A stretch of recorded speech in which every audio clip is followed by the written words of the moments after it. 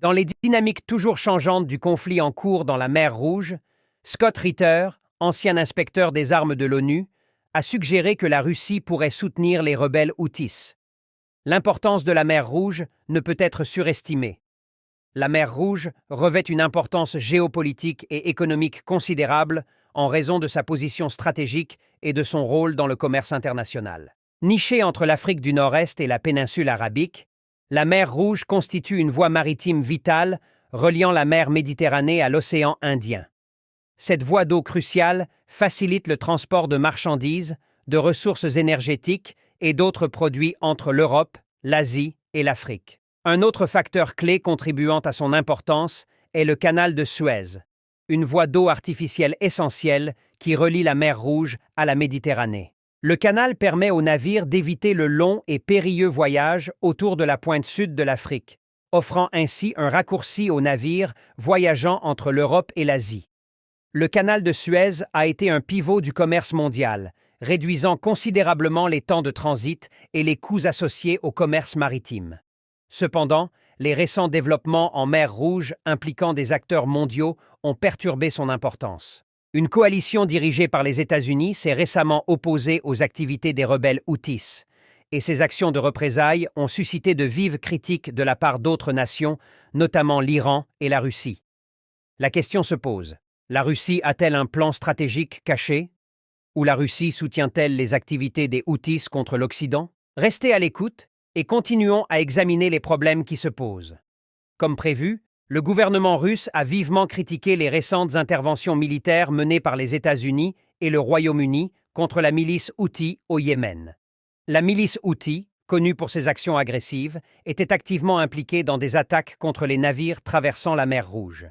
En réalité, Moscou est en faveur des interventions militaires en mer Rouge, en particulier celles menées par Washington pour rétablir l'ordre et assurer le libre passage du trafic maritime par le canal de Suez.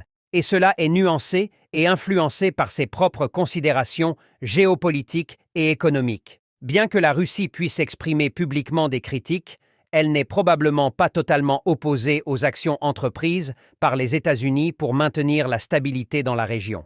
Le rétablissement de l'ordre en mer Rouge correspond aux intérêts de la Russie visant à maintenir un environnement maritime mondial sécurisé et stable.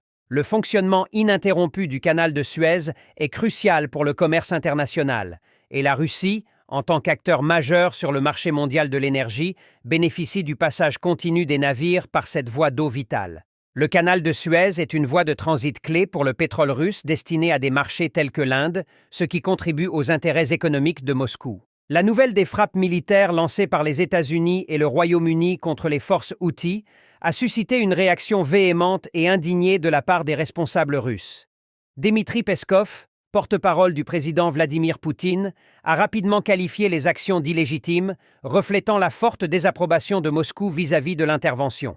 Vyacheslav Volodine, président de la Douma d'État, adopte une position plus assertive en plaidant pour des poursuites pénales contre le président américain Joe Biden à la lumière des opérations militaires. Simultanément, le ministère russe des Affaires étrangères agit rapidement pour traiter la situation sur la scène internationale.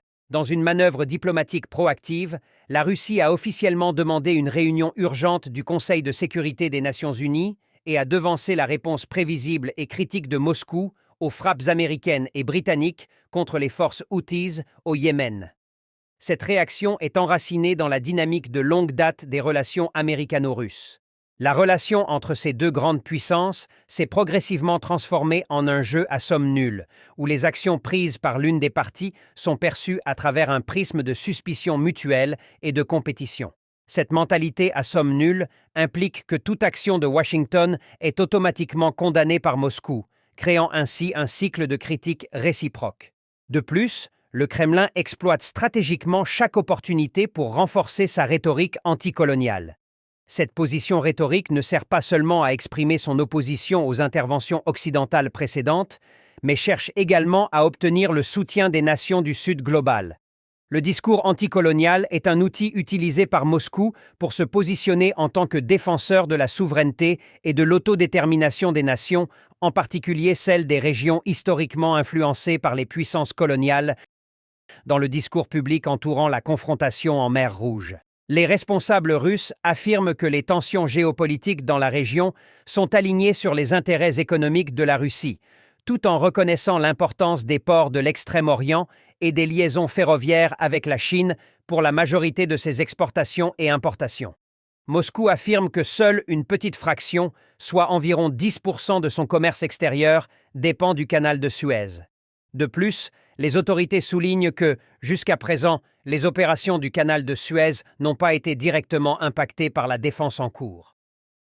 Le président russe Vladimir Poutine, en réponse à l'impasse en mer Rouge, a avancé une perspective stratégique en suggérant que les tensions croissantes dans la région pourraient pousser les compagnies maritimes à reconsidérer leurs itinéraires. Poutine affirme que cette situation pourrait susciter un intérêt accru pour la route maritime du Nord, qui longe la côte arctique russe. La route maritime du Nord a gagné en importance ces dernières années en raison de la fonte des glaces de l'Arctique, ce qui en fait une alternative potentiellement viable aux routes maritimes traditionnelles. Simultanément, le Kremlin profite de l'impasse en mer Rouge pour promouvoir une autre voie commerciale alternative, le corridor de transport Nord-Sud. Ce corridor relie la Russie à l'océan Indien via l'Iran, offrant un itinéraire alternatif qui pourrait contourner les régions connaissant des tensions géopolitiques. La promotion de ce corridor par Moscou sert plusieurs objectifs, notamment mettre en valeur son engagement dans des partenariats diplomatiques avec des pays comme l'Iran et étendre son influence dans des régions au-delà du théâtre immédiat de la mer Rouge. La rhétorique de Moscou entourant les événements en mer Rouge semble être stratégiquement élaborée pour les présenter comme une autre manifestation de la capacité de la Russie à tirer parti de la perception de la fragmentation de l'hégémonie américaine sur la scène mondiale. En présentant la situation de cette manière, on pense que le Kremlin vise à projeter une image de bénéficiaire dans le paysage en évolution des relations internationales, où la multipolarité remplace un ordre mondial unipolaire dominé par les États-Unis. Cependant, les actions de Moscou offrent une image plus complexe. Bien que la Russie puisse influencer les événements et même intervenir pour stopper l'action militaire américaine, elle a choisi de ne pas bloquer ouvertement les plans de Washington. Cette réserve pourrait être le signe d'un calcul sophistiqué se déroulant à l'intérieur du Kremlin, pesant les intérêts économiques, les préoccupations géopolitiques et le souhait de rester en dehors d'un conflit direct avec les États-Unis. Les dynamiques géopolitiques entourant le conflit au Yémen ont connu un développement significatif avec l'établissement par Washington d'une coalition contre les forces Houthis le 18 décembre de l'année précédente, même avant les frappes militaires directes au Yémen. Cette coalition avait déjà démontré une attitude proactive en coulant 3 navires Houthis et en interceptant avec succès des dizaines de drones et de roquettes. Un moment clé sur le plan diplomatique s'est produit le 11 janvier, lorsque les États-Unis ont présenté la résolution 2722 des Nations Unies comme base légale pour d'éventuelles frappes militaires sur les infrastructures Houthis, notamment la Russie, membre permanent du Conseil de sécurité des Nations Unies, s'est abstenue d'exercer son droit de veto contre la résolution. L'affirmation russe selon laquelle la résolution 2722 de l'ONU n'était pas un mandat pour une action militaire semble être une position stratégique permettant à Moscou de se distancer des interventions militaires ultérieures tout en maintenant un certain niveau de déni plausible. Cependant, il est effectivement difficile d'accepter l'affirmation selon laquelle la Russie n'aurait pas anticipé les conséquences potentielles de la résolution. Tout au long des discussions précédant l'adoption de la résolution, la perspective d'une action militaire était largement évoquée dans le discours diplomatique. La nature même de la résolution présentée comme base légale pour d'éventuelles attaques contre les infrastructures Houthis suggérait une disposition de la part des États-Unis à recourir à la force. Étant donné la gravité de la situation et les tensions accrues dans la région, il est raisonnable de supposer que la Russie, en tant qu'acteur clé de la géopolitique mondiale, était bien consciente des conséquences probables. La crise actuelle en mer Rouge a suscité des spéculations sur les motivations de Moscou et il semble que les considérations économiques, en particulier la sauvegarde de ses intérêts dans la région, jouent un rôle crucial dans la réponse de la Russie. Bien qu'il puisse y avoir une certaine validité à l'idée que la crise pourrait éventuellement stimuler l'intérêt pour des itinéraires alternatifs, tels que la route maritime du Nord et le corridor de transport Nord-Sud, l'impact immédiat sur les volumes de fret même de ces itinéraires n'a pas été significatif.